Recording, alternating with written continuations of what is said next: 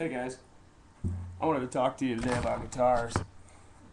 Okay, check this out. This is mine. I don't know if you can see it. Okay, it's a, let's see there. It is a Taylor 214. It is it's an '05 edition, which means it's all solid woods. That means mahogany back, solid Sitka spruce top. Really pretty. Makes a lot of good music, a lot of good noise. You ever been to somebody's house where they have like a boatload of guitars and they're hanging up on the wall, or they're shined up, or they have them behind a case, and you wonder, gosh, I wonder what that must be like to play.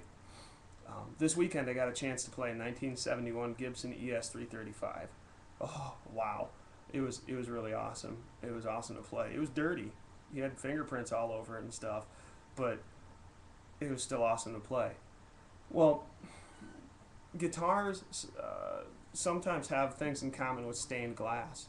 What stained glass I mean, we see it all the time in churches, or we see it sometimes in churches now.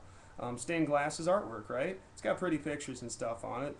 Doesn't mean a whole lot to us. Maybe makes us feel like things are a little more holy, things are a little more special. What stained glass originally was for, it was a tool to tell the story of the gospel. You see, churches would have windows with stained glass on them that shone brilliantly with the sunlight to the people outside. The churches were built in rural countrysides, and the workers in the farms and all around could look at the church and they would see the story of the gospel in the windows. That not only made them want to come to church to know more, but it also strengthened their faith. Nowadays, when we see stained glass, we see it behind bars, or we see it behind plexiglass plating, so people don't breathe on it, so it doesn't get brittle and crack because it's old. Newer stained glass is really cool, but it's really expensive, kind of hard to maintain. Well, when you look at stained glass and you look at guitars, they kind of have something in common. You see, both are really pretty. If you're like me, you're like, whoa, this is like a pretty guitar. And you look at stained glass and you think the same thing. But see, if I set this guitar on my wall, it's not really gonna have a purpose other than look good. And as a matter of fact, if I set it on the wall long enough, it's going to warp. It's going to take these strings and it's going to make them higher. It's going to be harder to play. It's going to come out of tune and it's going to destroy the body. Our faith is a lot like that. Our faith is a lot like guitars. You see, God's word says this in James 1:27.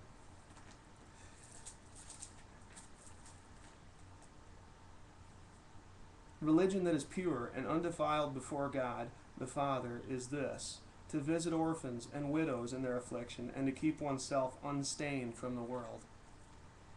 What? What does that have to do with guitars and stained glass? Well, this is what James says right before that. If anyone thinks he's religious and doesn't bridle his tongue but deceives his heart, this person's religion is worthless.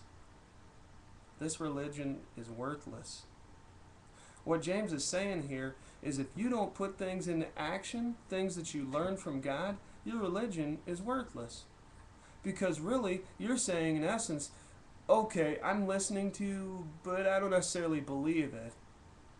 Because if you truly believe that Jesus Christ is who he says he is, you're going to want to obey what he says. Because the blessing is in the following. The blessing is in the doing. God's word says, don't be just a hearer of the law, but be a hearer and a doer. You see, God's word was never meant to just sit and look pretty. Now, some people spend lots of nice money getting pretty Bibles. I got this one. It was fairly cheap. It was like $30. Okay, it looks kind of pretty. Okay, honestly, that's why I bought it, because I have a lot of Bibles, and now it's marked up and stuff because of use. You see, I have Bibles. I have a really cool one that I got from my dad, and it's important to me because it's got sentimental value. But which one does me more good? The Bible that sits on my shelf and looks pretty, or the Bible that I read and that I mark up and stuff, that I underline, and that I understand what it says, and then I take it apart. Which guitar does me better? The one that I play, The one that I jam on, or just the one that sets up on my wall and it makes it look pretty? What kind of faith do you have? Do you have stained glass faith, the kind that sits up on the wall and looks pretty? Or do you have a guitar faith? Do you have a faith that you take down off the wall, that you play, that you beat up, that you can see marks of your lifestyle in?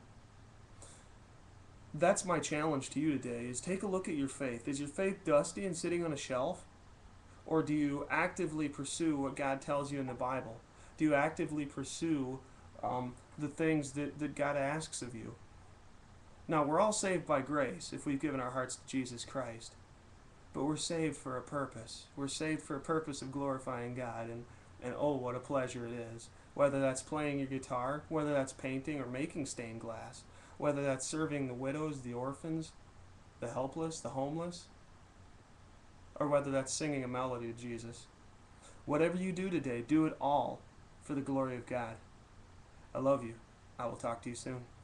As soon as I can figure out how to shut this off.